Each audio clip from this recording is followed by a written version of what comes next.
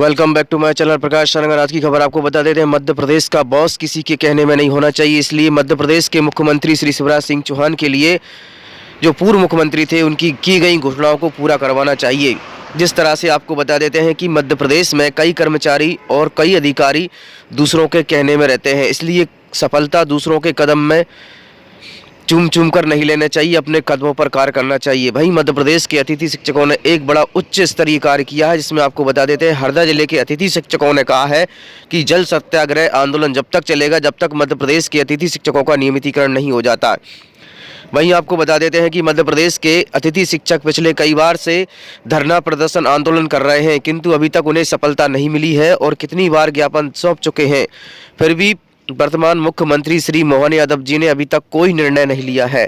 इस विषय को लेकर मध्य प्रदेश के पूर्व मुख्यमंत्री श्री शिवराज सिंह चौहान ने विश्वास दिलाया है कि मेरे मध्य प्रदेश के अतिथि शिक्षकों, आप बिल्कुल चिंता नहीं करो, मैं आपको बहुत जल्दी ही जो महापंचायत में की गई घोषणाओं को पूरा कराने का प्रयास करूंगा।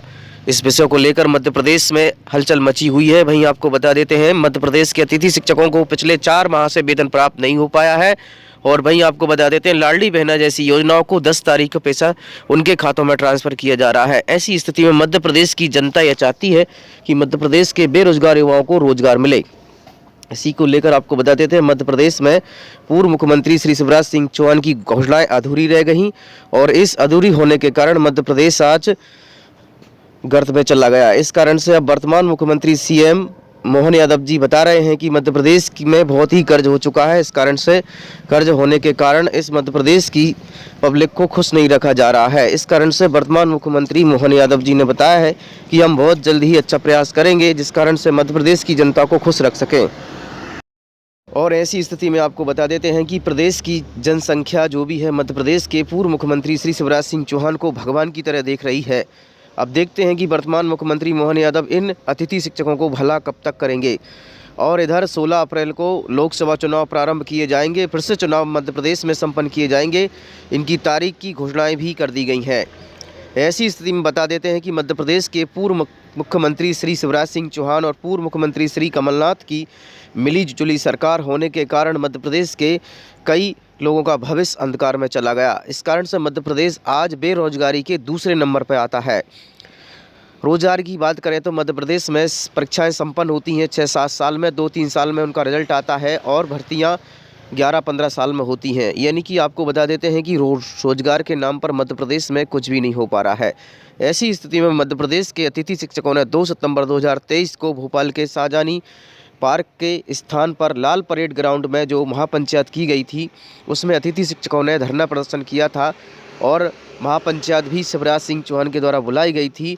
और इन अतिथि शिक्षकों के द्वारा सुबह 10:30 से लेकर 5:30 तक स्कूलों में पढ़ाया जाता है, फिर भी इनका मानदेय प्राप्त नहीं हो पाता है। ऐसी स्थिति में मध्य प्रदेश के अतिथि शिक्षकों को पिछले 4 माह से वेतन प्राप्त न होने के कारण आज मध्य प्रदेश के अतिथि शिक्षकों की ये स्थिति हो गई है जैसे कि उनके घर में परिवार में बाल बच्चे भी नहीं हैं। क्या इन मध्य प्रदेश के परिवार होते हुए भी इनके घर खर्च नहीं चल पा रहे? इससे उससे रिश्तेदार से कहीं से भी लेकर कम से कम उनके पास 20 से 25 हज़ार रुपये खर्च हो चुका है। आज उनकी स्थिति ऐसी हो गई है जिस तरह से इस पपीता के पेड़ से आप समझ सकते हैं कि इसे जड़ें तो मिली पर पानी नहीं मिल रहा है। पानी रूपी कहने का मतलब है मानदेय प्राप्त नहीं हो पा रहा है।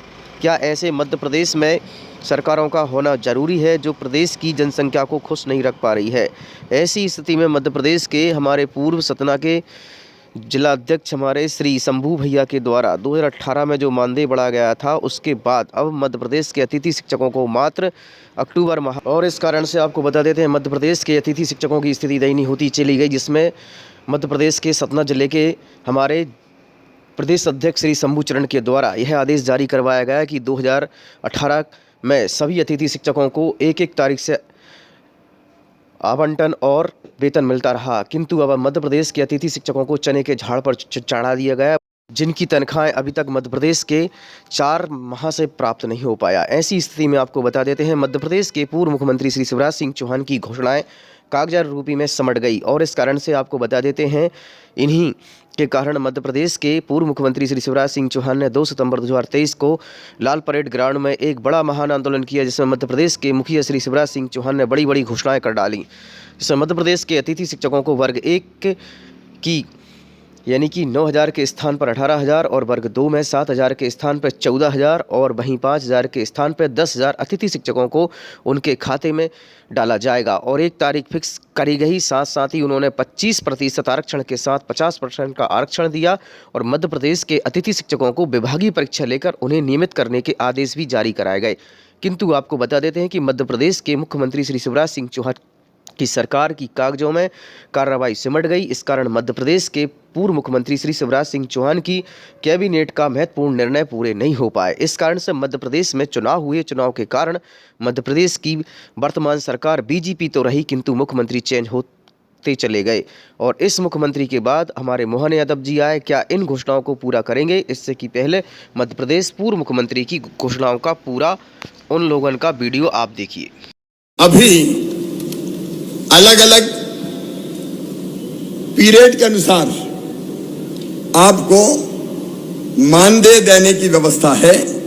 अब ये पीरियड के हिसाब से नहीं होगी, अब महीने के हिसाब से मानदेय की व्यवस्था होगी और मानदेय भी जो हम तय कर रहे हैं, वर्तमान जो होता है अतिथि शिक्षक वर्ग 1 9,000, इसके स्थान पे 18,000 रुपया दिया जाएगा। अतिथि शिक्षक वर्ग 2 7,000, उसकी जगह 14,000 और 3 को 5,000 की बजाय 10,000 रुपया ये मानदेय किया जाएगा। और अभी शायद हर महीने करते हैं अनुबंध, क्या करते हैं साल का, तो अब बीच में कोई भी गैप नहीं होगा। एक बार अनुबंध हो गया तो पूरे साल चलेगा, क्योंकि कुछ समय पढ़ाए वो उस समय करें क्या, आखिर उनकी भी तो जिंदगी का सवाल है।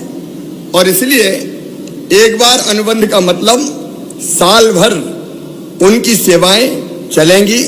लेकिन इसके साथ साथ अब इस अनिश्चितता के भंवर से निकालने की भी एक परमानेंट कोई योजना बनानी पड़ेगी और इसलिए हम एक शिक्षकों की भर्ती में अभी तक अतिथि शिक्षकों को केवल 25% का आरक्षण था, अब 50% बढ़ा के किया जाएगा।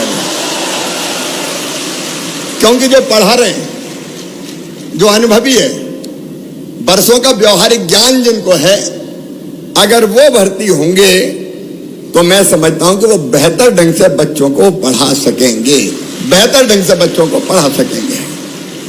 और ये व्यवस्था अगली भर्ती से ही जैसे होती है तत्काल हम लागू करने का काम करेंगे और अतिथि शिक्षकों को उच्च शिक्षा विभाग के अनुसार प्रतिवर्ष 4 और अधिकतम 20 अंक बोनस के रूप में ये प्रदान किए जाएंगे, ताकि अधिकतम उनका चयन हो सके, उनका सिलेक्शन हो सके। आप पढ़ाने का काम कर रहे हैं, लेकिन पूरे मान और सम्मान के साथ पढ़ाएं। एक मैं ये भी तय कर दूंगा कि जैसे नियमित पढ़ाने वालों को वेतन मिलता है, अब चूंकि वेतन तय हो गया है, मानदेय तय हो गया है, इसलिए निश्चित महीने की 1 तारीख 1 या 2 3 4 जो भी होती है उसमें सबको मानदेय मिल जाए, भटकना ना पड़े, परेशान ना होना पड़े, ताकि इनके घर की गाड़ी भी चल सके, परिवार को भी ये ढंग से देखने का काम कर सके।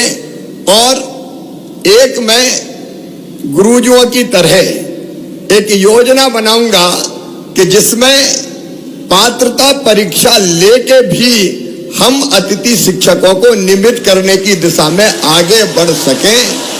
जब गुरुजी के लिए किया है तो उनके लिए भी हम सोच सकते हैं। केवल जो आरटीए के अंतर, आपको पता है शिक्षा का जो कानून है आरटीई, उसके अंतर्गत डीएड बीएड वाली जो बाध्यताएं हैं वो हम रिलैक्स नहीं कर सकते, क्योंकि वो केंद्रीय कानून है। लेकिन उसको छोड़ के मेरी इच्छा है कि तुम सब नियमित हो जाओ, ढंग से पढ़ाओ, बच्चों को भी ठीक से पढ़ाओ और बच्चों के साथ साथ अपने परिवार का भी आप ध्यान रख पाए।